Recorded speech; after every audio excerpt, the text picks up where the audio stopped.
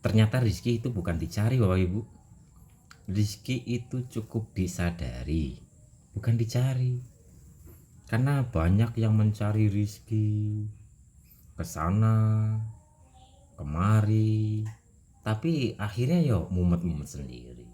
Karena sebenarnya rizki itu bukan dicari, tapi disadari. Nah, apa yang harus kita sadari?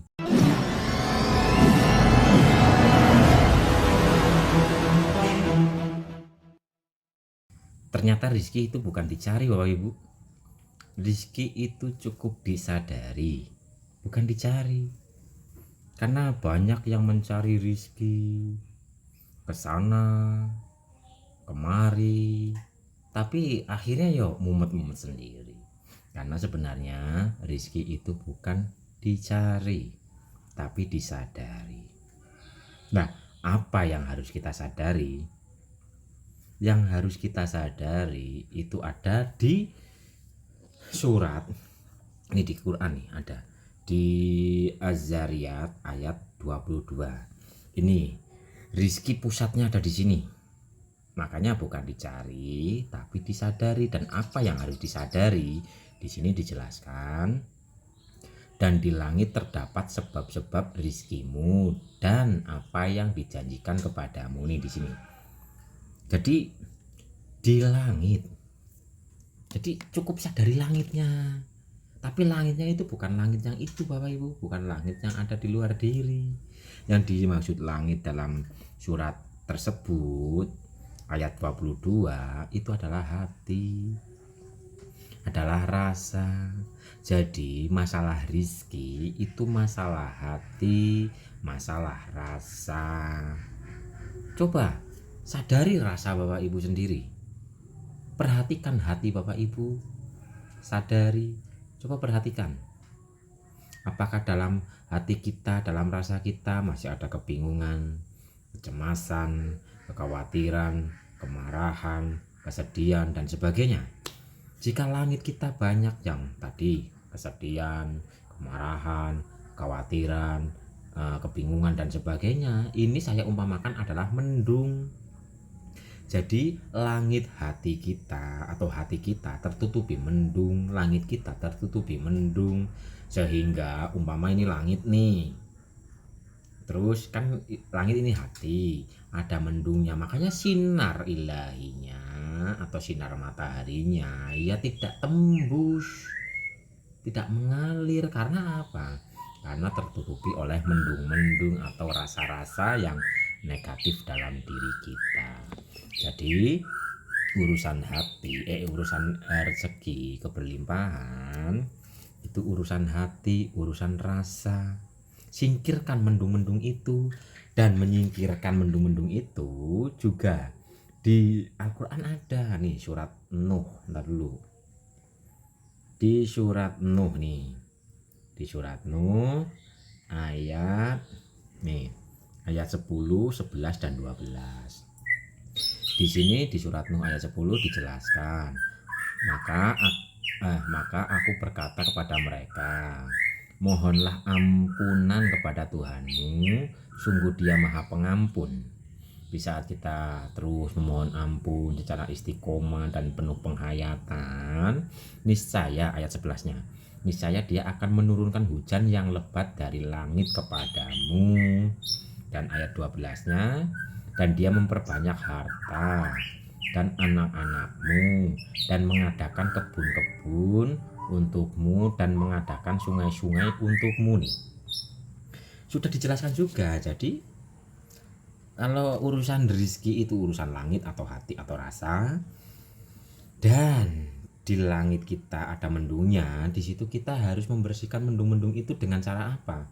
Di surat Nuh ayat 10 kita memohon ampun secara syariat, memohon ampun, beristighfar, memohon ampun, kita mengakui kelalaian, kedoliman yang pernah kita perbuat dulu, karena mungkin dulu kita ada rasa marah, khawatir, sedih, menyakiti orang, dan sebagainya nih.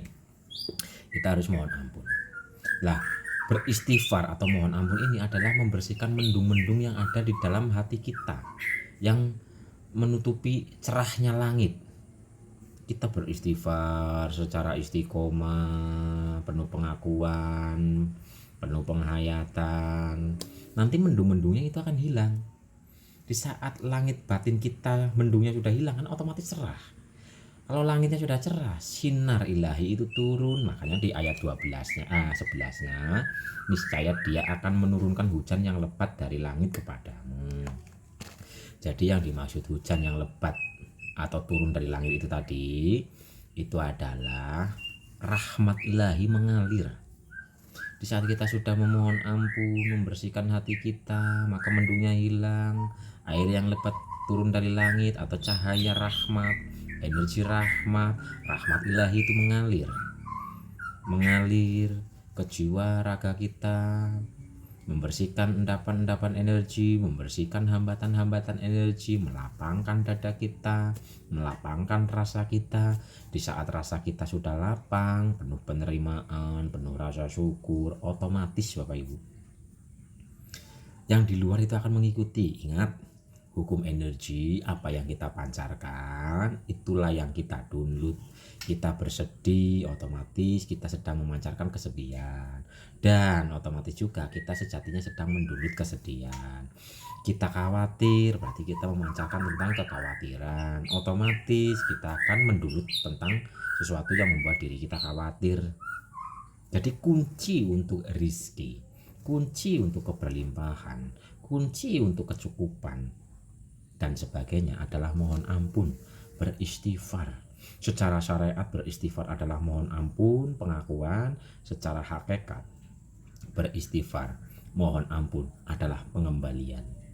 Kita sadar utuh bahwa kita tidak bisa apa-apa. Kita kembalikan segala urusan kita kepadanya. Kita kembalikan diri kita kepadanya. Tapi intinya dipraktekkan Bapak Ibu. Nih, di sini sudah sangat dijelaskan di surat Az-Zariyat tadi 22. Sebab-sebabnya rizki itu ada di langit. Langit itu adalah hati, adalah rasa. Dan di sini di ayat Nuh, surat Nuh ayat 10, kita disuruh untuk memohon ampun. Niscaya dia akan menurunkan hujan yang lebat dari langit. Rahmat turun. Di saat rahmat turun, dia akan memperbanyak harta dan anak-anakmu, dan mengadakan kebun-kebun untukmu, dan mengadakan sungai-sungai untukmu.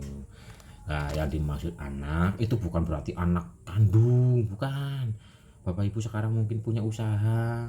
Ketika Bapak Ibu rajin beristighfar, mohon ampun, mengembalikan diri, mengembalikan segala urusan kepadanya, yo ditambah anak buah. Ya anak ini kan anak, yo anak buah, yo anak cabang gitu loh. Sedangkan harta ya bisa tambah sehat, jadi sehat. Kan kesehatan adalah harta yang sangat berharga. Ketenangan juga adalah harta yang sangat berharga. Keluarga adalah harta yang sangat berharga.